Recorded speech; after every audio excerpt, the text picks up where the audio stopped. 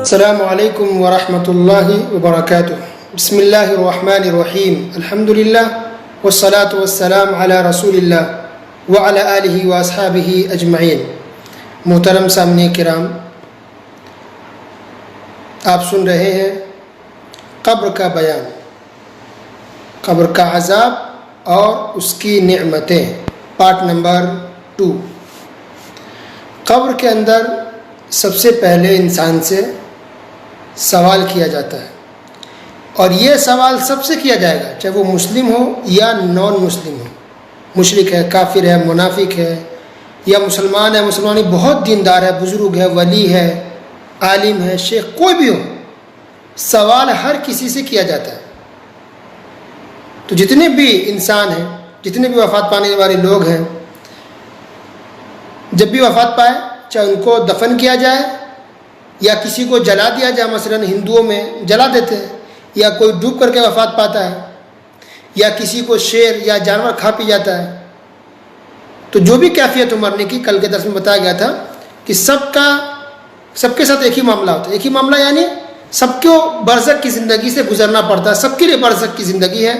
اللہ سبحانہ وتعالیٰ سب کو زندہ کرتا ہے، اگر وہ دیندار ہے تو آرام سے ہوگا، اگر وہ گنہگار ہے تو عذاب میں ہوگا۔ تو برزخ کی زندگی سب کے لیے ہے، چاہے کسی انسان کی وفات کسی بھی طریقے سے ہوئی ہو اور اس کی لاش کے ساتھ جو بھی کیا جائے، لیکن یہ اس معاملے میں سب برابر ہے کہ اللہ تعالیٰ سب کو زندہ کرے گا۔ ان اللہ علی کل شیء قدیر، اللہ سبحانہ وتعالیٰ ہر چیز پر قادر ہے، اللہ تعالیٰ کے لیے کوئی مشکل نہیں ہے۔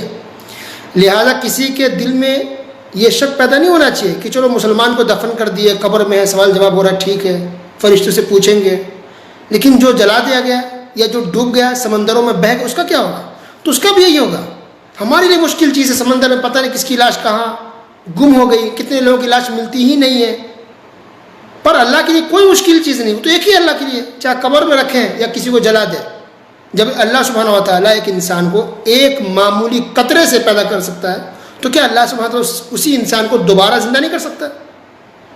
کر سکتا ہے۔ تو اللہ سبحانہ وتعالیٰ کے لیے کوئی مشکل والی بات نہیں ہے، اللہ سب کو زندہ کرتا ہے، چاہے وہ مسلمان ہو، کافر ہو، مشرک ہو، اللہ سب کو دوبارہ زندہ کرتا ہے، اللہ سب کو روح لوٹاتا ہے جسم کے اندر، اور فرشتوں سے سوال کرتے ہیں۔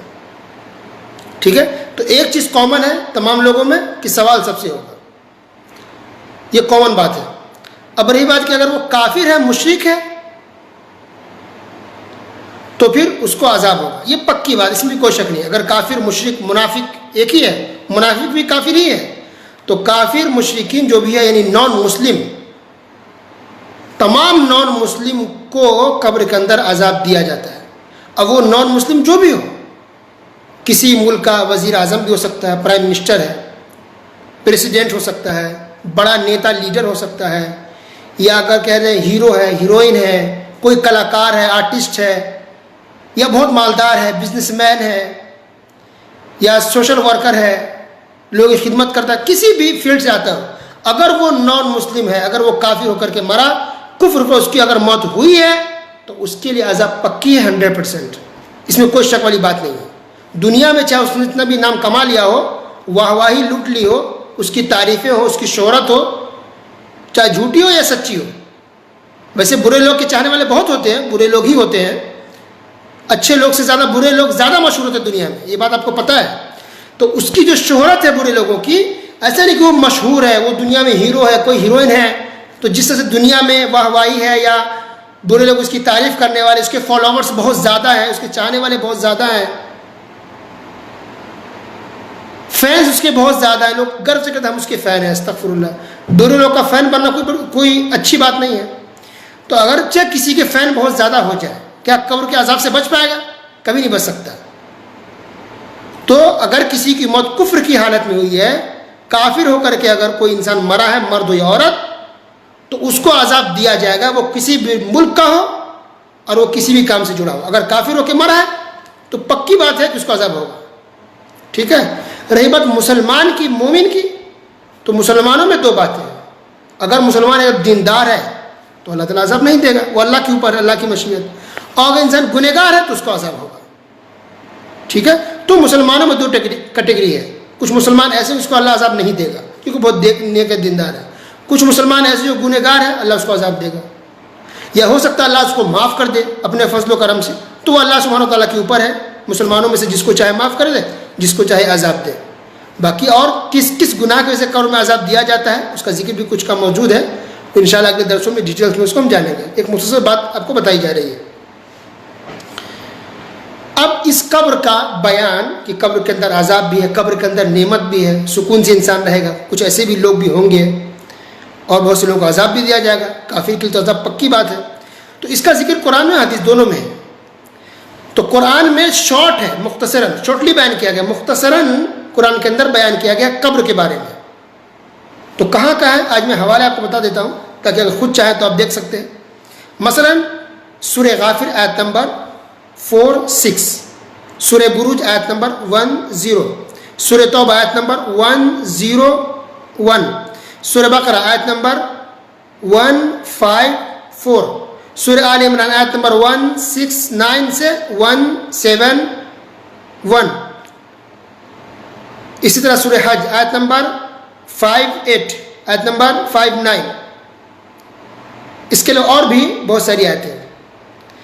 تو ابھی جو حوالہ دیا گیا ریفرنس سورت کا نام اور آیتیں, یہ وہ آیتیں جس کے اندر قبر کے بارے میں بیان ہے. تو ان میں سے کچھ آیتوں میں ذکر ہے عذاب کا کہ کافروں کو عذاب دیا جائے گا, اور کچھ آیتوں میں ذکر ہے نعمت کا کہ جو نیک ہے صالح, خاص کر کے شہیدوں کا ذکر کیا ہے کہ جو اللہ کے راہ میں شہید ہوتے ہیں اللہ تعالیٰ انہیں رزق دیتا ہے, وہ سکون آرام سے ہوتے ہیں. تو ان آیتوں کے اندر عذاب کا بھی ذکر ہے, قبر کے اندر عذاب کا, اور کچھ آیتوں کے اندر نعمت کا بھی ذکر ہے. ٹھیک ہے. رہی بات حدیث کی, تو اکثر حدیث کی کتابوں میں قبر سے متعلق حدیثیں موجود ہیں. اکثر حدیث کتابوں میں جتنی بھی حدیثیں آئی ہیں, آپ کو بتایا گیا کل کے درس میں کہ متواتر حدیثیں ہیں, یعنی بہت زیادہ حدیثیں آئی ہوئی ہیں قبر سے متعلق, قبر کے احوال, قبر کے حالات, قبر کے اندر کیا ہوگا, کیسا ہوگا, اس سے متعلق بہت ساری حدیثیں متواتر ہیں. اور ان حدیثوں کو بیان کرنے والے صحابہ کرام کی تعداد 49 ہے, یعنی 49 صحابہ کرام رضی اللہ عنہم نے قبر سے متعلق حدیثیں بیان کی ہیں. سبحان اللہ. ان میں سے عمر فاروق رضی اللہ تعالیٰ عنہ, عثمان رضی اللہ تعالیٰ عنہ, علی رضی اللہ تعالیٰ عنہ, ابو ہریرہ رضی اللہ تعالیٰ عنہ, عبداللہ بن عمر رضی اللہ تعالیٰ عنہ, برا بن عازب رضی اللہ تعالیٰ عنہ. اگر خواتین میں لے لیں صحابیات میں تو عائشہ رضی اللہ تعالیٰ عنہ, اسماء بنت ابی بکر رضی اللہ تعالیٰ عنہ جو عائشہ رضی اللہ تعالیٰ عنہ کی بہن بھی ہے. تو ان صحابہ کرام نے قبر سے متعلق حدیثیں بیان کی. تو ٹوٹل صحابہ کرام کی تعداد جنہوں نے قبر سے متعلق حدیثیں بیان کی ان کی تعداد تقریباً 49 ہے, 14 ہے. اور حدیثیں جیسے میں نے کہا کہ حدیث کی اکثر کتابوں میں یہ حدیث موجود ہے قبر سے متعلق. مثلا صحیح بخاری کے اندر کتاب الجنائز میں امام بخاری نے باب بعد ہیڈنگ باب ما جاء فی عذاب القبر کہ قبر کے اندر عذاب دیا جائے, اس سے متعلق بیان. حدیث نمبر 1369 سے لے کے آگے کئی حدیثیں بیان کی انہوں نے. اس طرح صحیح مسلم کے اندر بھی کئی حدیثیں ہیں, مثال کے تو حدیث نمبر 2870 اور بھی حدیثیں ان کے اندر ہیں. اسی طرح سنن ابی داؤد کے اندر بھی حدیث ہے.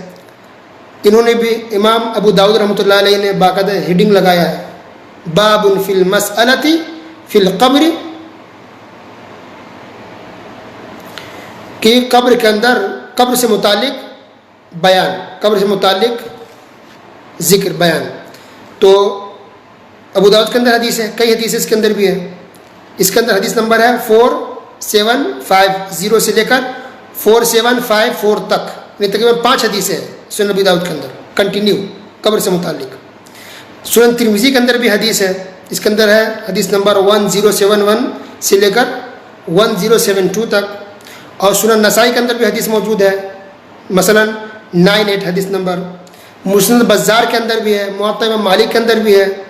اور شیخ البانی رحمۃ اللہ علیہ نے اپنی کتاب سلسلہ صحیحہ کے اندر بھی کئی حدیثیں ذکر کی ہے. صحیح الجامع کے اندر بھی ہے حدیثیں, صحیح ابن حبان کے اندر بھی ہے, مسند امام احمد بہت بڑی کتاب ہے حدیث کی, اس کے اندر بھی کئی حدیثیں ہیں. امام طبرانی نے اپنی کتاب معجم الکبیر کے اندر قبر سے متعلق حدیثیں بیان کی ہے. اور امام بیہقی رحمۃ اللہ نے جو باقاعدہ الگ سے کتابیں لکھ دیا اسی ٹاپک پر, اثبات عذاب القبر, کہ قبر کے اندر عذاب دیا جائے, اس سے متعلق باقاعدہ الگ سے کتاب. تو گویا کہ کئی حدیث کی کتابوں میں حدیث قبر کے عذاب قبر سے متعلق حدیثیں ہیں. تو قبر کے اندر عذاب دیا جائے گا وہ بھی حدیث ہے, قبر کے اندر نعمتیں ہیں, سکون ہے, وہ بھی حدیث ہے. کیا سوال جواب ہوگا, کیا سوال ہوگا, کیا حالات ہوں گے, یہ ساری باتیں حدیث کے اندر موجود ہیں, جس کو انشاءاللہ اگلے درسوں میں ڈیٹیلز اور تفصیل سے انشاءاللہ سنیں گے. آج کے لیے بس اتنا ہی. وصلی اللہ علی نبینا محمد وعلی آلہ وصحبہ اجمعین. والسلام علیکم ورحمۃ اللہ وبرکاتہ.